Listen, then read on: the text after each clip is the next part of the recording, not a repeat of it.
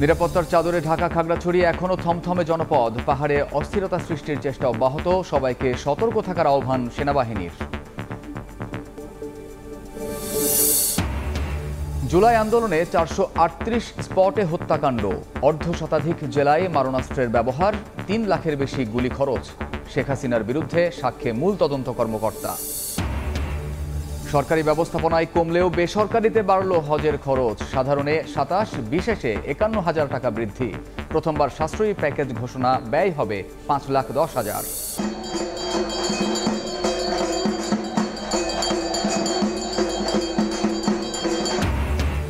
শারদীয় দুর্গোৎসবের অষ্টমী তিথিতে কুমারী পূজায় নারী শক্তির বন্দনা। ঢাকের বাজনা, শঙ্খের সুরে দেবী দুর্গার আরাধনা। মণ্ডপে মণ্ডপে ভক্তদের অঞ্জলি।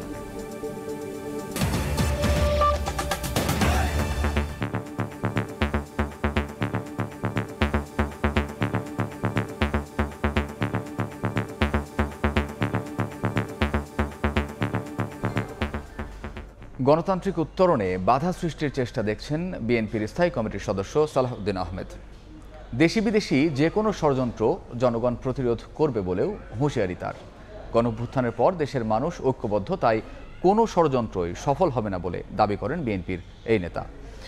যারা পিআর পদ্ধতিতে নির্বাচন চায় তাদের উদ্দেশ্যে সফল হবে না বলেও মন্তব্য করেন সালাউদ্দিন আহমেদ।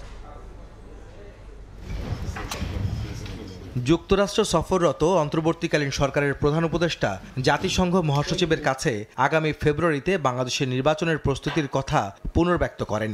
এছাড়াও বেশ কয়েকটি মানবাধিকার সংস্থার প্রধানের সঙ্গে বৈঠকে ডক্টর ইউনূস জানান, বাংলাদেশের নির্বাচন বানচাল করতে পতিত আওয়ামী লীগের সঙ্গে যুক্ত হয়ে আন্তর্জাতিক মহল অর্থ খরচ করছে। আর এই অভিযোগের বিষয়ে অনেকটা একমত বিএনপি। দলটির স্থায়ী কমিটির সদস্য সালাউদ্দিন আহমেদ বলেন, দেশের গণতন্ত্রের পথে বাধা সৃষ্টি করতে দেশি বিদেশি ষড়যন্ত্র দেখা যাচ্ছে। সব চক্রান্ত জনগণ প্রতিরোধ করবে বলেও হুঁশিয়ারি করেন তিনি। জাতীয়তাবাদী ওলামা দলের প্রতিষ্ঠাবার্ষিকী উপলক্ষে শহীদ রাষ্ট্রপতি জিয়াউর রহমানের সমাধিতে শ্রদ্ধা নিবেদন করে গণমাধ্যমে এ কথা বলেন সালাউদ্দিন আহমেদ। বাংলাদেশে গণতান্ত্রিক উত্তরণের এই যে প্রক্রিয়া, তাতে বাধা সৃষ্টি করার জন্য কেউ কেউ ষড়যন্ত্র করছে, সেটা দৃশ্যমান। এখানে আন্তর্জাতিক মহলও থাকতে পারে, দেশি বিদেশি শক্তি সক্রিয়, সেটা আমরা অনুমান করতে পারি। কিন্তু বাংলাদেশের জনগণ এখন ঐক্যবদ্ধ। এদেশের গণতন্ত্র উত্তরণের পথে যারাই বাধা সৃষ্টি করবে এবং কোনো রকমের ষড়যন্ত্র করবে, সে দেশি হোক বিদেশি হোক, তাদেরকে তারা প্রতিহত করবে। যারা সংখ্যানুপাতিক পদ্ধতিতে নির্বাচন চায় তারা দেশে স্থিতিশীলতা চায় না উল্লেখ করে সালাউদ্দিন আহমেদ বলেন, তাদের উদ্দেশ্য সফল হবে না। আমরা পিআর মানে মনে করি পাবলিক রিলেশন, আমরা পিআর মানে মনে করি জনসংযোগ।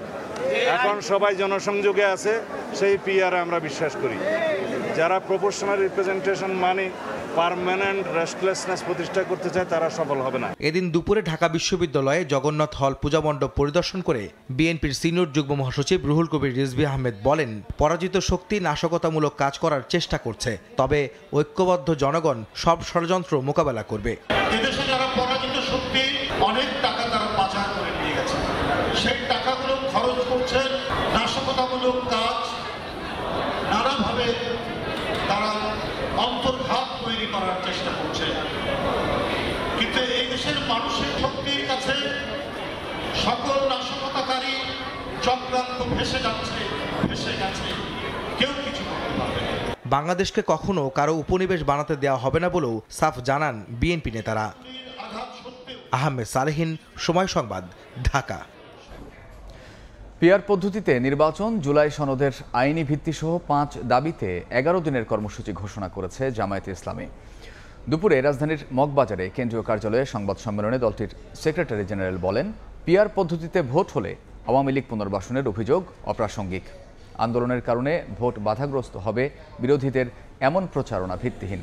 এদিকে একই দাবিতে কর্মসূচি ঘোষণা করেছে ইসলামী আন্দোলনও। জুলাই অভ্যুত্থানের পর থেকে মৌলিক সংস্কার সাপেক্ষে জাতীয় সংসদ নির্বাচনের দাবি করে আসছে বাংলাদেশ জামাত ইসলামী। এরই অংশ হিসেবে দেশের বেশ কয়েকটি ইসলামী দল যুগপৎ আন্দোলনে রাজপথে কয়েকটি কর্মসূচিও পালন করে। মঙ্গলবার রাজধানীর মগবাজারে সমসাময়িক রাজনীতি নিয়ে নিজেদের অবস্থান তুলে ধরে বাংলাদেশ জামাত ইসলামী। এ সময় আয়োজিত সংবাদ সম্মেলনে দলটির সেক্রেটারি জেনারেল মিয়া গোলাম পরোয়ার বলেন, জুলাই জাতীয় সনদের ভিত্তিতে হতে হবে ফেব্রুয়ারির নির্বাচন। এই লক্ষ্যে 5 দফা দাবি নিয়ে 11 দিনব্যাপী কর্মসূচি ঘোষণা করে দলটি। বর্তমান সরকারের উচিত অবিলম্বে জনগণের 5 দফা মেনে নিয়ে জুলাই জাতীয় সনদের ভিত্তিতে আগামী ফেব্রুয়ারিতে ত্রয়োদশ জাতীয় সংসদ নির্বাচনের আয়োজন করা। সরকার যদি জনগণের যৌক্তিক দাবি উপেক্ষা করে এবং বিদ্যমান সমস্যার দ্রুত সমাধান না করে, তাহলে দেশের জনগণ তাদের ন্যায্য দাবি আদায়ের জন্যে রাজপথে আন্দোলন অব্যাহত রাখতে বাধ্য হবে। সংবাদ সম্মেলনে হুঁশিয়ার উচ্চারণ করে বলা হয় যে আকাঙ্ক্ষাকে সামনে রেখে জুলাই আন্দোলন হয়েছিল, সেই আকাঙ্ক্ষার ভিত্তিতে পরিচালিত হবে বাংলাদেশ। অন্যথায় জনগণকে সঙ্গে নিয়ে রাজপথে আন্দোলন চালিয়ে যাবে বাংলাদেশ জামাত ইসলামী। আমরা তো কোনো দলের দিকে তাকিয়ে পিয়ারের দাবি করিনি। আমরা 90-91টি দেশে পৃথিবীতে পিয়ার পদ্ধতি চালু আছে। কালো টাকা, পেশি শক্তি, প্রত্যেকটি ভোটারের মূল্যায়ন, একটা কোয়ালিটি পার্লামেন্ট এবং সকলের অংশীদারিত্বের ভিত্তিতে একটা চমৎকার সংসদ তৈরি হবে। এদিকে সকালে প্রায় একই রকম দাবিতে কর্মসূচি ঘোষণা করেছে ইসলামী আন্দোলন বাংলাদেশ। 1 থেকে 9 অক্টোবর পর্যন্ত জনমত গঠনে গণসংযোগ সহ 12 অক্টোবর পর্যন্ত চলবে কর্মসূচি। 10 অক্টোবর ঢাকায় ও বিভাগীয় শহরে গণমিছিল, 12 অক্টোবর জেলা প্রশাসকের কাছে স্মারকলিপি পেশ।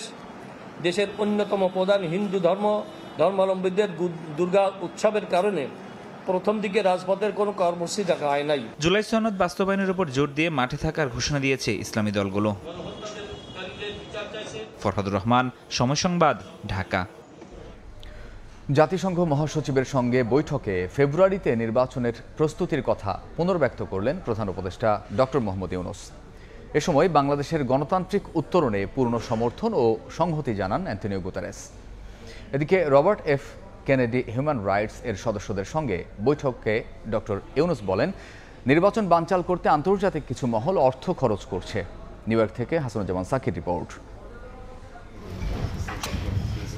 জাতিসংঘ মহাসচিব অ্যান্টনিও গুতেরেসের দেয়া প্রাতরাশ সভায় যোগ দিয়েছিলেন অন্তর্বর্তী সরকারের প্রধান উপদেষ্টা প্রফেসর মোহাম্মদ ইউনূস। সোমবার জাতিসংঘ সদর দফতরে মহাসচিবের সঙ্গে বৈঠক করেন সরকার প্রধান। তাদের মধ্যে নির্বাচন, সংস্কার ও রোহিঙ্গা সংকট নিয়ে আলোচনা হয়। আগামী ফেব্রুয়ারিতে বাংলাদেশে নির্বাচনের প্রস্তুতির কথা পুনর্ব্যক্ত করে প্রধান উপদেষ্টা গুতেরেসের সমর্থন চান। এ সময় বাংলাদেশের গণতান্ত্রিক উত্তরণে পূর্ণ সমর্থন ও সংহতি জানিয়ে মহাসচিব বলেন, নির্বাচন ও সংস্কার কাজে সহায়তা দেবে জাতিসংঘ। উনি ইউএন সেক্রেটারি জেনারেলের সাপোর্ট চেয়েছেন আগামী ইলেকশন ফেব্রুয়ারি প্রথমার্ধে যে জেনারেল ইলেকশন হচ্ছে সেই বিষয়ে, এবং সেক্রেটারি জেনারেল অকুণ্ঠ চিত্তে জানিয়েছেন যে তারা বাংলাদেশের এই ডেমোক্রেটিক যে ট্রানজিশনে ফুললি তারা সাপোর্ট করছেন এবং সলিডারিটি ঘোষণা করেছেন। এর আগে সকালে Robert F Kennedy human rights এর প্রেসিডেন্ট ক্যারি কেনেডি সহ প্রধান উপদেষ্টার সঙ্গে সাক্ষাৎ করেন বিভিন্ন মানবাধিকার সংস্থার প্রধান। এ সময় আওয়ামী লীগ আমলে পাচার হওয়া অর্থ ফেরত আনতে মানবাধিকার সংস্থাগুলোর সহযোগিতা চান ডক্টর ইউনূস।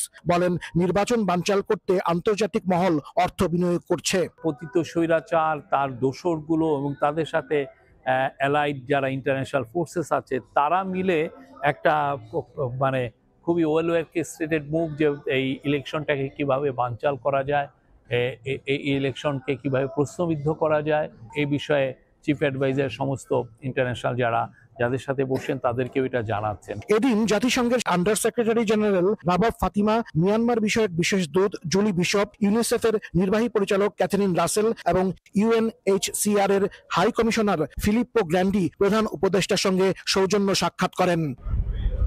অন্তর্বর্তী সরকারের প্রধান উপদেষ্টা ডক্টর মোহাম্মদ ইউনূস সবসময় বাংলাদেশের নির্বাচনের কথা বলে আসছেন, কিন্তু এই প্রথম তার কণ্ঠে শঙ্কা প্রকাশ পেল। খোদ সরকার প্রধান বললেন, নির্বাচন অনুষ্ঠানের ব্যাপারে এখনো অনেক চ্যালেঞ্জ বিদ্যমান এবং এ নিয়ে ষড়যন্ত্র চলছে। তবে তিনি আগামী ফেব্রুয়ারিতেই যে বাংলাদেশের নির্বাচন করতে চান তা আবারও ব্যর্থহীন কণ্ঠে বিশ্ব নেতাদের জানিয়েছেন। হাসানুজ্জামান সাকি, সময় সংবাদ, জাতিসংঘ সদর দপ্তর, নিউ ইয়র্ক, যুক্তরাষ্ট্র।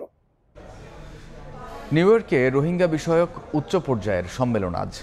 রোহিঙ্গা সংকটের স্থায়ী সমাধানে বিশ্ব নেতাদের কাছে সুনির্দিষ্ট রোডম্যাপ চাইবেন প্রধান উপদেষ্টা ডক্টর মোহাম্মদ ইউনূস। সময় সংবাদে একথা জানিয়েছেন পররাষ্ট্র উপদেষ্টা। এদিকে অনুসন্ধানী প্রতিবেদনে রোহিঙ্গা মুসলমানদের ওপর মিয়ানমার জান্তা বাহিনীর দমন পীড়নের ভয়াবহ চিত্র তুলে ধরল জাতিসংঘ। নিউ ইয়র্ক থেকে হাসানুজ্জামান সাকির আরও একটি রিপোর্ট। বৈশ্বিক ও অভ্যন্তরীণ নানা সংকটের মধ্যেও ১৩ লাখ রোহিঙ্গাকে আশ্রয় দিয়েছে বাংলাদেশ। এতে পরিবেশগত ও সামাজিকভাবে বিপর্যয়ের সম্মুখীন দেশ। গত ৮ বছরেও রোহিঙ্গা প্রত্যাবাসনের কোনো উদ্যোগ নেয়নি মিয়ানমার। এমন পরিস্থিতিতে মঙ্গলবার জাতিসংঘ সাধারণ পরিষদের ৮০তম অধিবেশনে প্রথমবার রোহিঙ্গা সংকট নিয়ে বড় পরিসরে উচ্চ পর্যায়ের আন্তর্জাতিক সম্মেলন অনুষ্ঠিত হচ্ছে, যেখানে অংশ নেবেন প্রধান উপদেষ্টা ডক্টর মোহাম্মদ ইউনূস সহ সফরসঙ্গী ৬ রাজনৈতিক নেতাও। নিউ ইয়র্কে সময় সংবাদকে দেয়া সাক্ষাৎকারে পররাষ্ট্র উপদেষ্টা তৌহিদ হোসেন জানিয়েছেন, রোহিঙ্গাদের নিজ দেশে ফিরিয়ে নিতে বিশ্ব নেতাদের প্রতি জোরালো আহ্বান জানাবেন সরকার প্রধান। আমরা চাই যে রোহিঙ্গারা অধিকার এবং নিরাপত্তার সাথে তাদের দেশে ফেরত যাবে। অত্যন্ত জটিল একটা পরিস্থিতি। এই পরিস্থিতির মধ্যে কি করে আমরা একটা রোডম্যাপ খুঁজে পেতে পারি যে তাদেরকে দেশে ফেরত পাঠানোর, কালকেই পাঠানো যাবে এটা আমরা বলছি না, কিন্তু রোডম্যাপ তো একটা আমাদের লাগবে। সেই দিকে আমরা লক্ষ্য করে অগ্রসর হওয়ার চেষ্টা করব। পররাষ্ট্র উপদেষ্টা বলেন, ফিলিস্তিনের গাজায় ইসরায়েলি আগ্রাসন, রাশিয়া ইউক্রেন যুদ্ধ এবং সুদানের পরিস্থিতির মধ্যে রোহিঙ্গা ইস্যুটি যেন আন্তর্জাতিক মনোযোগ না হারায় এ বিষয়ে সজাগ থাকবে বাংলাদেশ। সবসময় আমাদের উদ্দেশ্য হচ্ছে যে রোহিঙ্গা সমস্যাটা যেন কেউ ভুলে যেতে না পারে আন্তর্জাতিক সম্প্রদায়। এটা যেখানে যেখানে সম্ভব সবখানেই কিন্তু আমরা সেটাকে উল্লেখ করার চেষ্টা করি। আমরা চেষ্টা করবো যে আমরা যেটাকে যেভাবে দেখি সেটাকে যেন তারাও সেইভাবে দেখে। আমরা আশা করি যে অনেকখানি আমরা একমত হতে পারবো। এদিকে সম্মেলনের আগে সোমবার জাতিসংঘের উদ্যোগে পরিচালিত অনুসন্ধানী প্রতিবেদনে উঠে এসেছে রোহিঙ্গা মুসলমানদের উপর জাতিগত নিধনের ভয়াবহ চিত্র। প্রতিবেদনে বলা হয়, ২০১৭ সালের আগস্টে রাখাইনে মিয়ানমার সেনাবাহিনী দমন অভিযান শুরু করলে লাখ লাখ রোহিঙ্গা ঘরবাড়ি ছেড়ে পালাতে বাধ্য হয়। এ সময় বাংলাদেশে আশ্রয় প্রার্থী রোহিঙ্গার ঢল নামে। রোহিঙ্গা সংকট সমাধানে দ্বিপাক্ষিক তো নয়, এমনকি জাতিসংঘের কোনো উদ্যোগও এখন পর্যন্ত কাজে আসেনি। এই অবস্থায় মঙ্গলবারের উচ্চ পর্যায়ের সম্মেলনে আলোচনা কতটুকু ফলপ্রসূ হয় রোহিঙ্গা সংকটের টেকসই সমাধানের বিষয়টি তার উপরই নির্ভর করছে। হাসানুজ্জামান সাকি, সময় সংবাদ, জাতিসংঘ সদর দপ্তর, নিউ ইয়র্ক। পাহাড়ে অস্থিরতা সৃষ্টির চেষ্টা অব্যাহত আছে বলে জানিয়েছে সেনাবাহিনী। খাগড়াছড়িতে এক ব্রিফিংয়ে অন্য ২ পার্বত্য জেলায়ও অস্থিতিশীলতা তৈরির চেষ্টার বিষয়ে সতর্ক করা হয়েছে। এদিকে অবরোধ শিথিল হলেও থমথমে খাগড়াছড়ি, মোড়ে মোড়ে দেখা গেছে আইনশৃঙ্খলা বাহিনীর টহল। পথে পথে রয়ে গেছে কয়েকদিনের সহিংসতার ক্ষতচিহ্ন। রাস্তার মোড়ে মোড়ে সতর্ক আইনশৃঙ্খলা রক্ষা বাহিনীর সদস্যরা, মাঠে দেখা গেছে সেনাবাহিনীর অবস্থানও। মঙ্গলবার চতুর্থ দিনের মতো অবরোধ কর্মসূচি পালন করে যুগ্ম ছাত্র জনতা। তবে জেলার 2টি প্রধান সড়কে নেই কড়াকড়ি, ফলে দূরপাল্লার বাস সীমিত পরিসরে চলাচল করতে পারছে। ঢাকা থেকে আসছিলাম সাজেক থেকে ফেরার পথে আমি খাগড়াছড়িতে আটকে যাই। 2 দিন থাকার পর আপাতত দেখলাম গাড়ি ধীরে ধীরে স্বাভাবিক হচ্ছে। আমি অপেক্ষা করছি গাড়ি ছাড়া। পুরোপুরিভাবে স্বাভাবিক হয় না, এখন আমরা রিক্সের মধ্যে আছি। অবরোধের কারণে আমাদের অনেক সমস্যা হচ্ছে, যেমন বাজারে যাওয়া যাচ্ছে না। উদ্ভূত পরিস্থিতিতে মঙ্গলবার খাগড়াছড়ি সেনানিবাসে ব্রিফিং করে সেনাবাহিনী। এতে পাহাড়ে অস্থিতিশীলতা তৈরির চেষ্টা অব্যাহত রয়েছে বলে জানানো হয়। অন্য 2 পার্বত্য জেলায়ও অস্থিতিশীলতা তৈরির চেষ্টা হতে পারে বলে সতর্ক করে সেনাবাহিনী। যারা অস্থিতিশীল করতে চায় তারা যত বেশি উচ্ছৃঙ্খল হবে, আমাদের পরিকল্পনা তত বেশি আরো ডিটেইল হবে, আরো অতিরিক্ত জনবল আমরা নিয়োগ করব এবং আমরা কোনোভাবেই পার্বত্য চট্টগ্রামকে অস্থিতিশীল করার প্রচেষ্টা কখনোই সফল হতে দেব। পার্বত্য চট্টগ্রামকে অস্থিতিশীল এবং সাম্প্রদায়িক দাঙ্গা সংগঠনের বিষয়টি একটি বৃহত্তর ষড়যন্ত্রের অংশ এবং এ ব্যাপারে এই সকল প্রমাণাদি আইনশৃঙ্খলা রক্ষাকারী বাহিনীর কাছে আছে। এটা আপনাদেরকে দিয়ে দেওয়া হবে এবং আমাদের কাছেও সকল প্রমাণাদি আছে, ভিডিও আছে এবং একই সাথে সকল ধরনের অপপ্রচার বা উস্কানিমূলক কর্মকাণ্ড সত্ত্বেও বাংলাদেশ সেনাবাহিনী এই বাংলাদেশের যে অবিচ্ছেদ্য অংশ এটা রক্ষায় দৃঢ়প্রতিজ্ঞ। গত 23 সেপ্টেম্বর এক মারমা কিশোরীকে ধর্ষণের অভিযোগ ওঠে। এ ঘটনার পর থেকে বিচারের দাবিতে উত্তপ্ত হয়ে ওঠে খাগড়াছড়ি। সময় সংবাদ, খাগড়াছড়ি। নির্বাচনী পরিবেশ ও সামাজিক সম্প্রীতি বিনষ্ট করার চক্রান্ত চলছে বলে মন্তব্য করেছেন পুলিশ প্রধান বাহারুল আলম। বলেন, খাগড়াছড়িতে সংঘবদ্ধ ধর্ষণের অভিযোগে মূল অভিযুক্তকে দ্রুত গ্রেফতারের পরও পরিস্থিতি অস্থিতিশীল করার চেষ্টা চলছে। সকালে পুলিশ সদর দপ্তরে সংবাদ সম্মেলনে আইজিপি আরও জানান, পাকিস্তানের জঙ্গি সংগঠন টিটিপিতে যোগ দেয়া বাংলাদেশিদের তথ্য সংগ্রহ করা হচ্ছে। খাগড়াছড়িতে মারমা স্কুল ছাত্রীকে সংঘবদ্ধ ধর্ষণের অভিযোগ ওঠার আধ ঘন্টার মধ্যেই মূল অভিযুক্তকে গ্রেফতার করেছিল পুলিশ। তারপরও কেন অস্থিতিশীল পরিস্থিতি তৈরি হলো সে প্রশ্ন তুলেছেন পুলিশ প্রধান। আমাদের কিন্তু চেষ্টার কমতি নেই। একজনকে অ্যারেস্ট করা হয়েছে, মামলা নেওয়া হয়েছে, ডাক্তারি পরীক্ষা করা হয়েছে, তারপরে কেন এই জিনিসটাকে ফুলিয়ে ফাঁপিয়ে বড় করা হচ্ছে? যারা অস্থিতিশীলতা তৈরি করতে চাচ্ছে তারা এই ছোটখাটো একটা যে ইস্যু নিয়ে বলেন, ফেব্রুয়ারিতে নির্বাচন সামনে রেখে পরিস্থিতি ঘোলাটে করার চেষ্টা করছে বিভিন্ন মহল। মোকাবেলায় সতর্ক রয়েছে পুলিশ। পরিবেশটা আপনারা জানেন যে এটা ব্যাহত করার জন্য দেয়ার আর সো মেনি এলিমেন্টস যারা এগুলো কাজ করে, সম্প্রীতি বিনষ্ট করতে চায়। আলটিমেটলি সমাজ অস্থির হলে সেই গোলটা গিয়ে হবে আলটিমেটলি যে আমাদের একটা শান্তিপূর্ণ ইলেকশন যেন ক্ষতিগ্রস্ত হয়, এটাই হচ্ছে হয়তো গোল। আমরা সজাগ আছি। সম্প্রতি বাংলাদেশ থেকে পাকিস্তানের জঙ্গি সংগঠন তেহরিকি তালেবান বা টিটিপির কর্মী সংগ্রহের খবরে চাঞ্চল্য তৈরি হয়েছে। পাকিস্তানের সেনা অভিযানে বাংলাদেশি তরুণ নিহত হয়েছে। এ প্রসঙ্গে আইজিপি জানান, টিটিপিতে বাংলাদেশ থেকে কারা কারা যোগ দিয়েছে সে ব্যাপারে তথ্য সংগ্রহ করছে পুলিশ। 3 মাস আগে আমরা সাভারের একজনকে পেয়েছি যিনি টিটিপিতে যুদ্ধে অংশগ্রহণের জন্য গিয়েছিলেন। আমরা তাকে অ্যারেস্ট করেছি। তার মাধ্যমে আমরা তার অন্য যারা সহযোদ্ধা আরও আছে কি না তাদের ব্যাপারে এই আমাদের অ্যান্টি টেররিজম ইউনিট তদন্ত করছে। আইজিপি জানান, দুর্গাপূজা ঘিরে এ পর্যন্ত 49টি অনাকাঙ্ক্ষিত ঘটনায় 15টি মামলায় 19 জনকে গ্রেফতার করা হয়েছে। নিরাপত্তা নিশ্চিতে সব ধরনের ব্যবস্থা নেওয়া হয়েছে। সংশ্লিষ্ট পুলিশ কর্মকর্তা। আতাউর কাউসার, সময় সংবাদ, ঢাকা। জুলাই আন্দোলন চলাকালে 41 জেলার 438 স্পটে হত্যাকাণ্ড হয়েছে, আর মারণাস্ত্র ব্যবহার হয়েছে 50টিরও বেশি জেলায়। শেখ হাসিনা সহ 3 জনের বিরুদ্ধে ট্রাইব্যুনালে দেয়া জবানবন্দিতে মামলার তদন্ত কর্মকর্তা এই তথ্য জানান। বলেন, গত 15 বছরে গুম, খুন, হত্যা, নির্যাতন এবং বিরোধী পক্ষকে দমন করে ক্ষমতায় টিকে থাকতে চেয়েছিল শেখ হাসিনার সরকার। এদিকে সাক্ষী অসুস্থ থাকায় গণঅভ্যুত্থানের প্রথম শহীদ আবু সাইদ মামলার সাক্ষ্য গ্রহণ পিছিয়েছেন ট্রাইব্যুনাল 2। বৈষম্য বিরোধী ছাত্র আন্দোলন দমনে নির্বিচারে গুলি চালায় আইনশৃঙ্খলা বাহিনী। মাঠে নামানো হয় যুবলীগ, ছাত্রলীগ ও আওয়ামী লীগ ক্যাডারদের। 3 সপ্তাহের আন্দোলনে শহীদ হন প্রায় 1450 ছাত্র জনতা, আহত হয় প্রায় 25,000। মঙ্গলবার ট্রাইব্যুনালে দেওয়া জবানবন্দিতে তদন্তকারী কর্মকর্তা বলেন, জুলাই অভ্যুত্থানে দেশের অন্তত 43টি জেলার 438টি স্থানে হত্যাকাণ্ড সংঘটিত হয়। আন্দোলন দমনে 50টির বেশি জেলায় ব্যবহার করা হয় মরণাস্ত্র। মামলার 54তম ও সর্বশেষ সাক্ষী আরও বলেন, জুলাই আন্দোলন ও আওয়ামী লীগের 15 বছরের শাসনামলে হত্যা, গুম, খুন ও নির্যাতনের মূল উদ্দেশ্য ছিল ক্ষমতায় টিকে থাকা। এদিনও সাক্ষ্য গ্রহণ সরাসরি সম্প্রচার করা হয় বিটিভি ও ট্রাইব্যুনালের ফেসবুক পেজে। দেখানো হয় পুলিশের নৃশংস ও বর্বরতার তথ্যচিত্র। এদিকে জুলাই আন্দোলনের প্রথম শহীদ আবু সাইদ হত্যা মামলার সাক্ষ্য গ্রহণ পিছিয়েছে। সাক্ষী অসুস্থ থাকায় পরবর্তী তারিখ ধার্য করা হয়েছে আগামী সোমবার। তানভীর হাসান মেঘ, সময় সংবাদ, ঢাকা। সরকারি ব্যবস্থাপনায় কমলেও বেসরকারিতে বেড়েছে হজের খরচ। সাধারণে 27 এবং বিশেষ প্যাকেজে 51,000 টাকা বাড়িয়েছে হাব।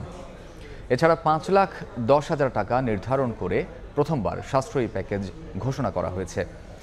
সৌদি মুদ্রার বিনিময় মূল্য বৃদ্ধি ও যাত্রীদের ইন্স্যুরেন্স খরচ বাড়ায় ব্যয় বেড়েছে বলে দাবি করছে হাব। চাঁদ দেখা সাপেক্ষে আগামী বছর পবিত্র হজ হতে পারে ২৬ মে। বাংলাদেশ থেকে অংশ নিতে পারবেন ১,২৭,১৯৮ জন। হজ উপলক্ষে রাজধানীর একটি হোটেলে সংবাদ সম্মেলনের আয়োজন করে Hajj agencies association of Bangladesh HAAB. বেসরকারি ব্যবস্থাপনায় ঘোষণা করা হয় ৩টি প্যাকেজ। বিগত বছরের ব্যয়ের ধারাবাহিকতা ৫১,০০০ টাকা বাড়িয়ে বিশেষ হজ প্যাকেজ ৭.৫ লাখ টাকা এবং ২৭,০০০ টাকা বাড়িয়ে সাধারণ হজ প্যাকেজ ৫.৫ লাখ টাকা নির্ধারণ করা হয়। প্রথমবার ঘোষণা করা হয়েছে সাশ্রয়ী প্যাকেজ, ব্যয় হবে ৫,১০,০০০ টাকা। বেসরকারি ব্যবস্থাপনা হজ যাত্রীদের জন্য খাওয়া ও কোরবানি সহ 3টি প্যাকেজ। প্রথম বিশেষ হজ প্যাকেজ, যার সর্বমোট মূল্য ৭,৫০,০০০ টাকা। সাধারণ হজ প্যাকেজ, যার সর্বমোট মূল্য ৫,৫০,০০০ টাকা।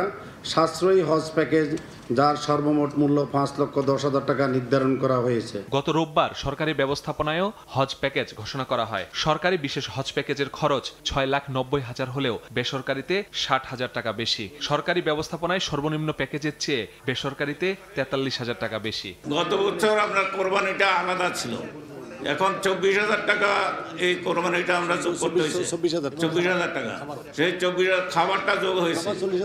২৪,০০০ টাকা যদি আপনি বাদ দেন তাহলে গত বছরের থেকে এটা কম। এজেন্সির মাধ্যমে হজে যেতে প্রতি বছর বিড়ম্বনা তৈরি হলেও হাবের দাবি এবার স্বাচ্ছন্দ্যের হবে হজযাত্রা। মাসুদুর রহমান, সময় সংবাদ, ঢাকা। দুপুরের সময় আরও থাকছে। ফেব্রুয়ারির মধ্যে ফিরতে পারে পাচার হওয়া অর্থের কিছু অংশ, আশা অর্থ উপদেষ্টার। ব্যবসায়ীদের বাধায় বাজারে স্বস্তি না ফেরার অভিযোগ, আতপ চাল আমদানির অনুমোদন।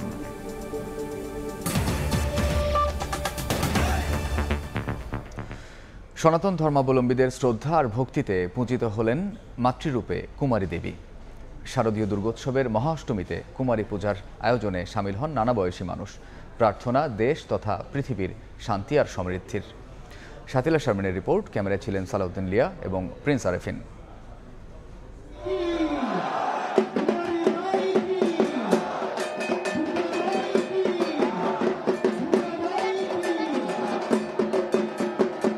কৈলাস থেকে মহাশক্তির প্রতীক দেবী দুর্গাকে যেভাবে নানা আচারে আবাহন করা হয় মর্তে, তেমনি কুমারী দেবীকেও আসনে করে আনা হয় মঞ্চে। মঙ্গলবার অষ্টমীর সকালে রাজধানীর রামকৃষ্ণ মিশনে ঠাকুরগাঁয়ের কন্যা লাবণ্য চট্টোপাধ্যায়কে নতুন কাপড়ে ফুলের মালা, চন্দন আর নানা অলঙ্কারে সাজিয়ে শুরু হয় দেবী দুর্গার মাতৃরূপের পূজা। মন্ত্রের সঙ্গে পদ্ম, বেলপাতা, জবা ফুল, ঘি আর অগ্নিসহ নানা উপাচার দিয়ে চলে প্রতিমার আরাধনা।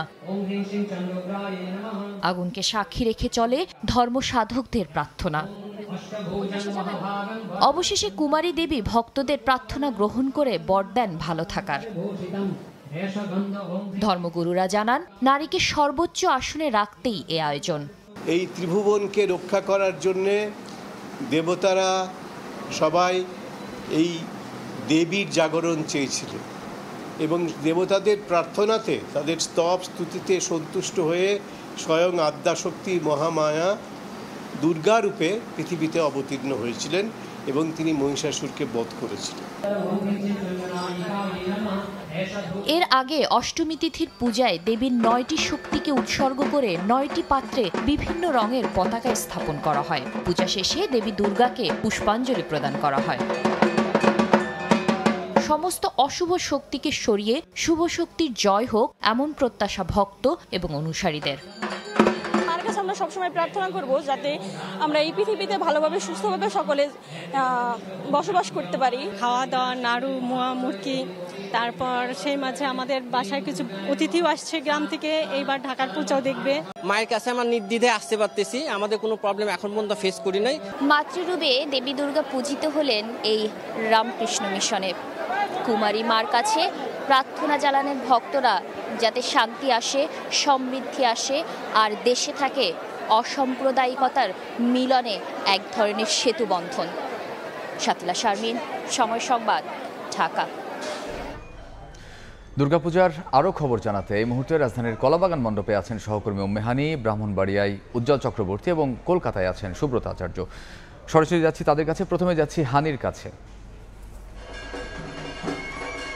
নানা আচারে এবং নানা আয়োজনে কিন্তু আজ সকাল থেকে শুরু হয়েছে অষ্টমীর পূজা এবং সকাল থেকে কিন্তু অষ্টমীর যে কল্পনাময় বিহিত পূজা রয়েছিল সেটিও কিন্তু শেষ হয়েছে। এবং যদি একটু বলি যে অষ্টমীর যে সবথেকে বড় আকর্ষণ কুমারী পূজা, সেটিও কিন্তু আজকে রামকৃষ্ণ মিশনে কিন্তু সকাল থেকে শুরু হয়েছিল এবং সেটি কিন্তু 12টার মধ্যেই শেষ হয়েছে। এবং এখন যদি বলি এখন কিন্তু মণ্ডপগুলোতে চলছে সন্ধি পূজা। আসলে অষ্টমীর পূজার অন্তিম মুহূর্তে আসলে নবমীর সূচনার ঠিক আগে যে ক্ষণটি থাকে সেটিকেই আসলে সন্ধিক্ষণ বলা হয় এবং সেই পুজোর আচারই কিন্তু এখন এখানে চলছে। এবং সন্ধি পূজার কথা যদি বলি, শাস্ত্র মতে কিন্তু সেটিকে বলা হয় যে অষ্টমী ও নবমীর সংযোগ স্থলে 24 মিনিট, অর্থাৎ অষ্টমীর শেষের 24 মিনিট ও নবমীর প্রথম যে 24 মিনিট রয়েছে এই সন্ধিক্ষণে দেবী দুর্গা সর্বাধিক শক্তিশালী রূপে আসলে পূজিত হন। এবং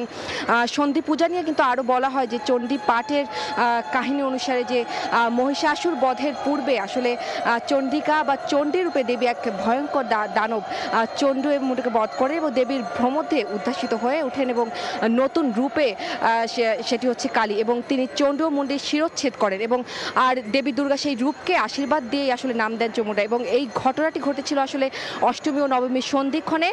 তাই পরবর্তীতে কিন্তু সেই মুহূর্তকে স্মরণ করে কিন্তু সন্ধি পূজার আসলে এই প্রথাটি পালন করা হয় এবং এখন কিন্তু চলছে সন্ধি পূজা। এবং আমাদের সারা দেশের আরও অন্যান্য মণ্ডপে রয়েছেন আমাদের আরও সহকর্মী এবং ব্রাহ্মণবাড়িয়ায় রয়েছেন আমাদের আরেকজন সহকর্মী উজ্জ্বল চক্রবর্তী, তিনি জানাবেন সেখানকার সর্বশেষ। এই মুহূর্তে আমি আছি ব্রাহ্মণবাড়িয়া শহরের গগনসাগর রোড দুর্গা পূজা মণ্ডপে। কিছুক্ষণ আগে এই মণ্ডপে কিন্তু মহা অষ্টমী পূজা অনুষ্ঠিত হয়েছে। মহা অষ্টমীতে কিন্তু হাজার হাজার ভক্ত কিন্তু প্রত্যেকটি মন্দিরে কিন্তু দেবী দুর্গার রাতুল চরণে পুষ্পাঞ্জলি দিয়েছেন এবং নিজের পরিবারের পাশাপাশি দেশের সুখ শান্তি সমৃদ্ধি কামনায় কিন্তু তারা দুর্গা দেবীর কাছে প্রার্থনা করেছেন। এই মুহূর্তে অনুষ্ঠিত হচ্ছে সন্ধি পূজা, অর্থাৎ সন্ধি পূজা হচ্ছে নবমী এবং অষ্টমী তিথির যে সন্ধিক্ষণ, অর্থাৎ নবমী তিথির প্রথম 24 মিনিট এবং অষ্টমী তিথির শেষ 24 মিনিটে এই 48 মিনিট সন্ধিক্ষণে কিন্তু সন্ধি পূজা অনুষ্ঠিত। এই সন্ধি পূজা 108টি মাটির প্রদীপ এবং 108টি পদ্ম ফুল দিয়ে কিন্তু দেবী দুর্গাকে পূজিত করা হয়। এখানে কিন্তু পুরীতের পবিত্র মন্ত্রে কিন্তু এই পূজাটা অনুষ্ঠিত হচ্ছে। এই মুহূর্তে প্রত্যেকটি মন্দিরে কিন্তু অর্থাৎ 1:50 মিনিটে সন্ধি পূজা শুরু হয়েছে। তার আগে কিন্তু কুমারী পূজা বিভিন্ন মণ্ডপে অনুষ্ঠিত হয়েছে। যদিও দেবীকে প্রতীকী কুমারীর রূপ থেকে যে এখানে যে প্রতিমা, সেই প্রতিমাতেই কুমারী পূজার যে আনুষ্ঠানিকতা সেটি সম্পন্ন করা হয়েছে। কেননা কুমারী পূজার অনেক আনুষ্ঠানিকতা রয়েছে, সেই আনুষ্ঠানিকতা সবগুলো মণ্ডপ আসলে করতে পারে না, বিধায় কিন্তু দেবীকে পবিত্র মন্ত্রেই কুমারী রূপে পূজা করা হয়। এখানে কিন্তু প্রত্যেকটি ব্রাহ্মণবাড়িয়ার 581টি মন্দিরে একসাথে কিন্তু আজকে অষ্টমীতে কুমারী পূজা অনুষ্ঠিত হয়েছে। বর্তমানে সন্ধি পূজা চলছে। সন্ধ্যায় কিন্তু ভক্তদের ঢল নামবে। এই মুহূর্তে কিন্তু প্রত্যেকটি মন্দিরে কিন্তু ভক্তদের ঢল আমরা লক্ষ্য করেছি। এই মুহূর্তে ব্রাহ্মণবাড়িয়ায় যে গঙ্গসাবাড়ি পূজা মণ্ডপ আছে সেখানে কিন্তু মহাপ্রসাদের বিতরণ করা হচ্ছে। মহাপ্রসাদে কিন্তু এখানে ভক্তরা কিন্তু দলে দলে বেঁধে কিন্তু এই ভোগ গ্রহণ করছেন। সন্ধ্যায় পরে কিন্তু বিভিন্ন ধরনের আনুষ্ঠানিকতা রয়েছে। সার্বিকভাবে যে পূজা মণ্ডপে ভক্তদের ঢল নেমেছে, সন্ধ্যার পরে সেই ঢল আরও বড় হবে বলে আমরা জানতে পেরেছি। এই মুহূর্তে আমাদের সাথে আছেন কলকাতা থেকে সুব্রত আচার্য, তিনি জানাবেন সেখানকার পূজার সর্বশেষ তথ্য। উজ্জ্বল, আপনাকে মহা অষ্টমীর শুভেচ্ছা। আপনি জানেন যে অষ্টমীর 24 মিনিট এবং নবমীর 24 মিনিট এই সময় দেবী মর্তে এসে মহিষাসুরকে বধ করেছিলেন। ইতিমধ্যেই এবারে যে দেবী এসেছেন মহিষাসুরকে বধ করার মধ্য দিয়ে দেবী দুষ্টের দমন এবং সৃষ্টের পালন করে নিয়েছেন। এবং এরপর এই যে সন্ধি পুজোর পর পুষ্পাঞ্জলি চলছে। আমি এই মুহূর্তে উত্তর শহরতলি কাঠগোলাতে দাঁড়িয়ে রয়েছে এবং আমার পেছনে যে মণ্ডপটি রয়েছে এটি উদয়ন সংঘের পুজো, সাবেকিয়ানা পুজো। এবং এই পুজোকে ঘিরে দেখলাম উৎসুক দর্শনার্থীদের ভিড়। কিছুক্ষণ আগেই সন্ধি পুজো হয়ে গিয়েছে এবং সন্ধি পুজো হয়ে যাওয়ার পর দেবীর কাছে পুষ্পাঞ্জলি দিচ্ছেন সবাই এবং দেশ দশের এবং আন্তর্জাতিকভাবে সকলের যাতে মঙ্গল হয় সেই প্রত্যাশা এবং সেই কামনাই দেবীর কাছে করছেন। এদিকে জানিয়ে রাখি, আলিপুর আবহাওয়া দপ্তর যে আশঙ্কা করেছিল যে এবারের পুজোয় বৃষ্টি হতে পারে, ইতিমধ্যেই আমরা দেখেছি যে মহা অষ্টমীর দুপুরের পর থেকেই কলকাতার আকাশ মেঘাচ্ছন্ন, কোথাও কোথাও গুড়ি গুড়ি বৃষ্টি হয়েছে এবং এই বৃষ্টি কিন্তু অব্যাহতভাবে চলবে। শুধু আজকে এই সন্ধি পুজো নয়, আজকের এই মহা অষ্টমীতে অন্যতম আরেকটি ধর্মীয় আচার কুমারী পুজো। ইতিমধ্যেই আমাদের কলকাতা লাগোয়া হাওড়া বেলুর মঠে আমরা দেখেছি যে কুমারী পুজো অনুষ্ঠিত হয়েছে। একই রকম ভাবে উত্তর 24 পরগনার ব্যারাকপুর রামকৃষ্ণ মিশন এবং মঠেও কিন্তু একই রকম ভাবে কুমারী পুজোর মাধ্যমে এই যে দেবীর দশভুজা দেবীর যে আরাধনা, সেই আরাধনাও কিন্তু সনাতন ধর্মাবলম্বীরা কিন্তু শেষ করলেন। তো সব মিলিয়ে সনাতন ধর্মের এই প্রধান ধর্মীয় উৎসবের এই আজকে অত্যন্ত গুরুত্বপূর্ণ যে দিন মহাষ্টমীর সন্ধি পুজোর মধ্য দিয়ে কিন্তু আজকের দিনের প্রায় অর্ধেকের যে সূচি সেটি কিন্তু শেষ হলো। তো এই ছিল আমার কাছে শহরতলি উত্তর কলকাতার কাঠগোলার উদয়ন সঙ্গের পুজো মণ্ডপ থেকে আমার কাছে থাকা সংক্রান্ত সব শেষ তথ্য। পূজার খবর জানাতে কলকাতা, ব্রাহ্মণবাড়ি এবং তার আগে ঢাকা থেকে যোগ দিয়েছিলেন সহকর্মীরা। ব্র্যাড ফ্রি ইনসুলেশন যুক্ত কঙ্কা ফ্রিজ ইঁদুর থেকে সুরক্ষিত থাকে সব সময়। ব্যবসায়ীদের বাধার কারণেই নিত্যপণ্যের বাজার দর কাঙ্ক্ষিত পর্যায়ে নামছে না বলে দাবি করেছেন অর্থ উপদেষ্টা। সকালে সচিবালয়ে সরকারি ক্রয় সংক্রান্ত উপদেষ্টা পরিষদের বৈঠক শেষে তিনি জানান, দাম নিয়ন্ত্রণে আতপ চাল আমদানির অনুমোদন দিয়েছে সরকার। পাচার হওয়া অর্থ ফেরানোর অগ্রগতি তুলে ধরে ফেব্রুয়ারির মধ্যে কিছু আসতে পারে বলে আশার কথা জানান তিনি। কখনো পেঁয়াজ মরিচ সহ অন্যান্য মশলা, কখনো চাল ডাল তেল সহ নিত্যপণ্যের উচ্চ মূল্য বছর জুড়ে চাপে রাখে ভোক্তাকে। সরকারের বহুমুখী চেষ্টার পরও বাজার দর নামেনি কাঙ্ক্ষিত পর্যায়ে। কেন সফল হয়নি সরকার? এমন প্রশ্নের জবাবে অর্থ উপদেষ্টা জানান, ব্যবসায়ীদের অসহযোগিতাই বড় কারণ। পাইকারি এবং হোলসেল ব্যবসায়ী কিছুটা ওদের হাত আছে যে বাজার না কমে, এটার ব্যাপারে আমরা সর্বতভাবে একেবারে সাফল্য অর্জন করতে পারি নাই। মঙ্গলবার সরকারি ক্রয় সংক্রান্ত উপদেষ্টা পরিষদের বৈঠক শেষে অর্থ উপদেষ্টা জানান, বাজার যেন সরবরাহ সংকটে না পড়ে সেজন্য থাইল্যান্ড, ভিয়েতনাম থেকে আমদানি করা হবে চাল। আতপ চালের জন্য, কারণ চালের স্টক আছে কিন্তু আমরা একটু আনসার্টেনটি আছে, আপনারা জানেন তো 500 দেশ থেকে হঠাৎ বলতে চাল দেবে না, তো এটা আমরা অলরেডি অ্যাপ্রুভ করেছি। ফেব্রুয়ারি নির্বাচনের আগে কি পরিমাণ পাচার হওয়া অর্থ ফেরত আসবে, এ সময় সেই অগ্রগতির কথাও জানানো হয়। অনেক লিগ্যাল ফার্মের সাথে আলোচনা করা হচ্ছে, তারপর অনেক এজেন্সির সাথে আলোচনা, অনেক দূর করে এগোচ্ছে। হয়তো ফেব্রুয়ারির মধ্যে কিছু হয়তো আসতে পারে, কিন্তু বাকিটুকু আমরা কিন্তু ওই ক্ষেত্রটা প্রস্তুত করি। রাজনৈতিক সরকারও পাচার হওয়া অর্থ ফেরানোর প্রক্রিয়া অব্যাহত রাখতে বাধ্য বলেও মন্তব্য করেন অর্থ উপদেষ্টা। এই ফর্মালিটিজ কিন্তু কোনো সরকার কিন্তু অ্যাভয়েড করতে পারবে। ফরহাদুর রহমান, সময় সংবাদ, ঢাকা। চট্টগ্রাম বন্দরের জেনারেল কার্গো বার্থের আধুনিকায়নে 7,000 কোটি টাকা বিনিয়োগ প্রস্তাব খোদ ব্যবসায়ীদের। পিপিপির মাধ্যমে দেশি বিদেশি $627 মিলিয়ন অর্থায়নে 13টি বার্থকে 6টি গ্যান্টি ক্রেন সহায়তায় বিশ্বমানের গড়ে তোলার পরিকল্পনা জানিয়েছে বন্দরকে। সাক্ষর টিপুর ক্যামেরায় বিস্তারিত জানাচ্ছেন কমল দে। অবশেষে চট্টগ্রাম বন্দরের চেয়ারম্যান রিয়ার অ্যাডমিরাল SM মনিরুজ্জামানের হাতে তুলে দেওয়া হলো জিসিবির আধুনিকায়নে বার্থ অপারেটরদের পক্ষ থেকে নেওয়া 7,000 কোটি টাকার মেগা প্রকল্পের পরিকল্পনা। তবে এক্ষেত্রে বন্দরকে 1 টাকাও খরচ করতে হবে না। পুরো টাকার যোগান আসবে দেশি বিদেশি বিনিয়োগকারীদের কাছ থেকেই। মূলত 13টি বার্থ অপারেটর প্রতিষ্ঠান দীর্ঘদিন ধরে বন্দরের জিসিবি অংশ পরিচালনা করে আসছে।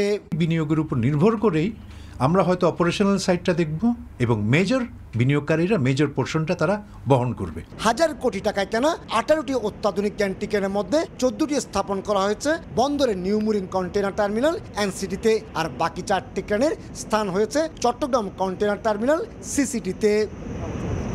সনাতন পদ্ধতিতে জাহাজের ক্রেন দিয়ে এখানে পণ্য ওঠানামা করানো হয়।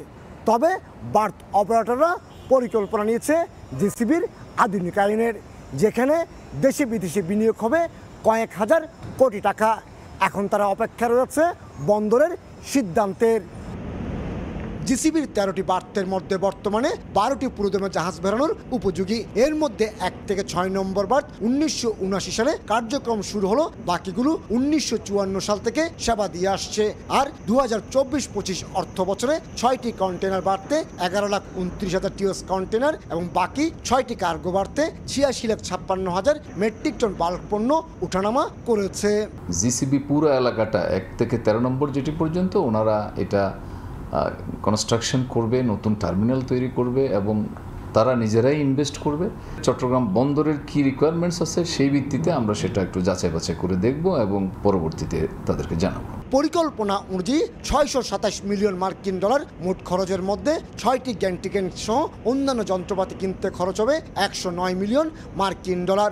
বাকি 517 মিলিয়ন মার্কিন ডলার খরচ হবে অন্যান্য অবকাঠামোগত উন্নয়ন কাজে। পোর্ট সুন্দরভাবে পরিচালিত করতে পারে সেদিকে নজর থাকবে আমাদের সবসময়। এটা হচ্ছে আমাদের মুখ্য উদ্দেশ্য। যেন বিদেশিরা করতেছে, তারা বিদেশের লোক আসতেছে, ফরেন কান্ট্রি পাচ্ছে নিয়ে যাচ্ছে, কিন্তু আমার ফরেন কান্ট্রির বাইরে যাব না। আমার দেশের অর্থ আমাদের থাকবে। একসঙ্গে বিশাল আকৃতির 4টি জাহাজ বেরানোর সক্ষমতা থাকা এনসিটি 44%, 2টি জাহাজের সক্ষমতা সম্পন্ন সিসিটি 19% এবং 3টি জাহাজ বেরানোর সক্ষমতায় 37% কন্টেনার হ্যান্ডেলিং করছে জিসিবি। আর চট্টগ্রাম বন্দর বছরে হ্যান্ডেলিং করছে 32 লাখের বেশি কন্টেনার এবং 13 কোটি মেট্রিক টন কার্গো পণ্য। কমল দে, সময় সংবাদ, চট্টগ্রাম। দুপুরের সময় আরও থাকছে। গাজার অন্তর্বর্তী সরকার প্রধান হতে চান ট্রাম্প। যুক্তরাষ্ট্রের শান্তি চুক্তি প্রস্তাবে ইসরায়েলের সম্মতি স্বাগত বিশ্বের বিভিন্ন দেশের পর্যালোচনা করছে হামাস।